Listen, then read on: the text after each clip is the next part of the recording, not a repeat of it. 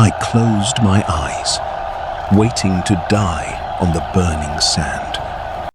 The crowd wanted blood, my blood. But the beast they called the curse of the gods suddenly shielded me with his body. And that's when I realized he still remembered me.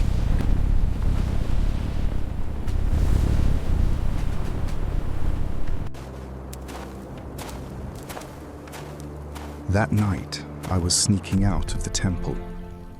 I no longer wanted to be a priest, and I almost disappeared into the dark when I felt a stare on my back. Desperate, hopeless. At dawn, they were going to burn him as a sacrifice, and I couldn't walk away. Stupid, dangerous. But that was how it all began. He hated me. He hated everyone. He fought for what was left of his life with everything he had. And honestly, there was a moment when I regretted coming back for him. I almost left. But then the storm came. And when I returned to the cave, he was still waiting to be hit, even shaking from the cold. So I just left food beside him and stopped trying to get close. He never learned to trust me. But he no longer had the strength to run away. We never really became tame.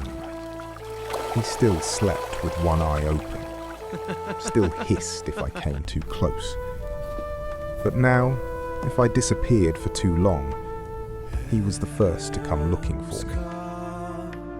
At night, I sang by the fire, just to keep the silence away. And one night, he lay down beside me.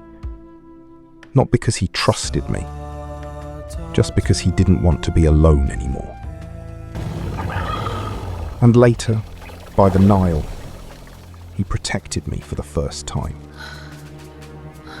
That was the day I realized he was no longer afraid to live. They found us faster than I expected. For the temple, it was simple. I broke the order. I wasn't afraid of the chains. There was only one thing I feared: that he would leave the hiding place, and that they would take him too. But he stayed, sat there quietly. There was nothing he could do to help me. As they led me away, I could think of only one thing: whether he would survive without me. And that thought was worse than any punishment.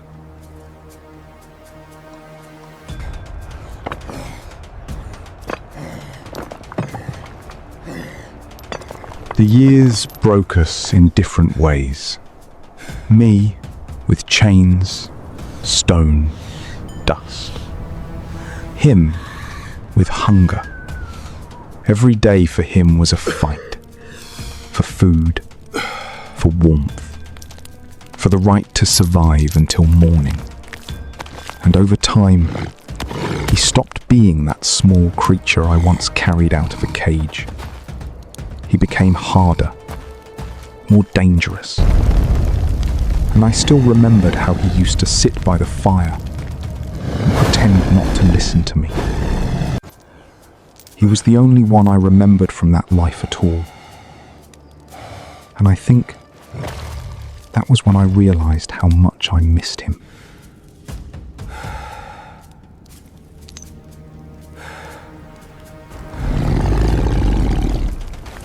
They cornered him with torches, with chains, with nets. He fought back, like he always did. But this time, there were too many of them. He never had a chance.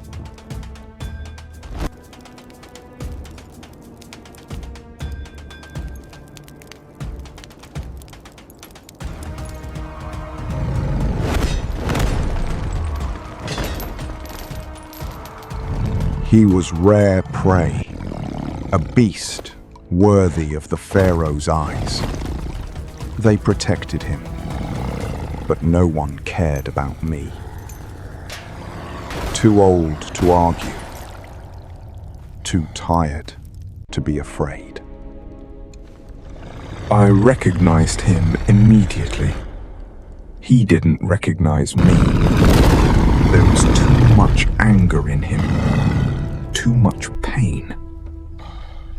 But slowly, he stopped throwing himself at the bars, stopped growling. He just listened. Then he came closer, like he was trying to remember that voice.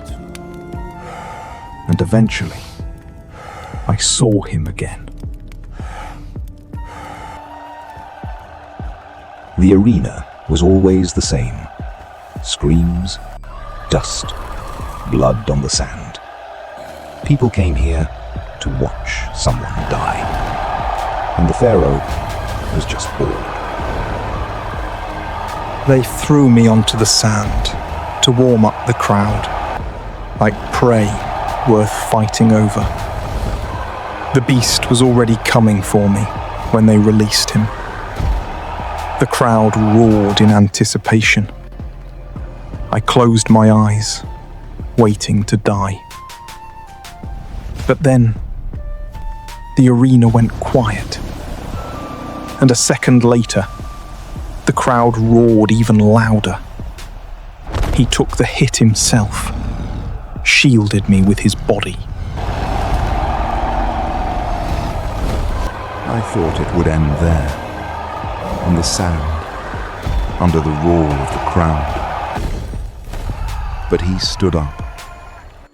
And this time, he wasn't lashing out blind. He just shielded me. I understood then. I had almost nothing left.